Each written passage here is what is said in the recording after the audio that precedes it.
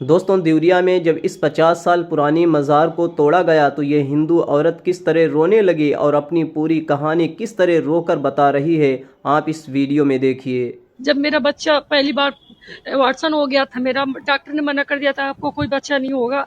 तो मैं यहाँ पढ़ाती थी, जोनिया में पढ़ाती थी। तो मेरे साथ एक मैडम थी, हीना मैम, उन्होंने कहा था कि मैं फर्स्ट टाइम जब उस समय वहाँ थी तो ऐसा हुआ कि मतलब मैं अशुद्ध हो चुकी थी, मैं बहुत रो रही थी। तो उन्होंने पूछा लंच में कि मैम क्या हुआ आपके साथ। मैंने कहा था ऐसी ऐसी बात है। बोली कि उस समय रमजान का महीना चल रहा था। तो बोली कि मेरे साथ आप यकीन हो अगर तो चलो।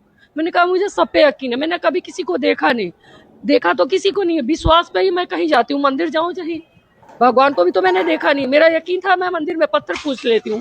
तो यहाँ भी तो मैं देखी नहीं हूँ, लेकिन विश्वास है अगर तो मुझे लेके चलिए। वो लंच टाइम में मुझे यहाँ लेकर आई थी और उन्होंने फातिहा या जो भी, मुझे पता नहीं कि क्या बोलते हैं उसको, उन्होंने करवाया था। मौलवी साहब थे और उन्होंने मन्नत करी थी कि जब आपको बच्चा होगा तो आप यहाँ चादर चढ़वाएंगी और बच्चे को दर्शन कराएंगी। और मेरी ये गलती है कि मेरा बच्चा 12 बरस तक हो गया, मैं नहीं आ पाई थी।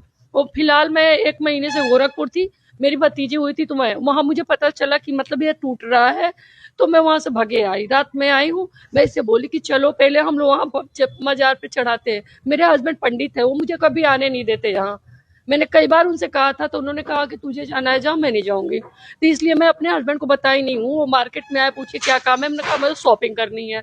वो मेरी शॉप है, मेरी मकान, वहाँ चले गए और मैं बच्चे को लेकर सीधे यहाँ ऑटो रिजर्व करके आई हूँ, नीचे आ गई हूँ। और मैं भगवान से माफी मांगती हूँ कि मैं से लेट हो गया है, इसलिए मुझे माफ कर देना। बस मेरे बच्चे को दुआएं बनाए रखना भगवान।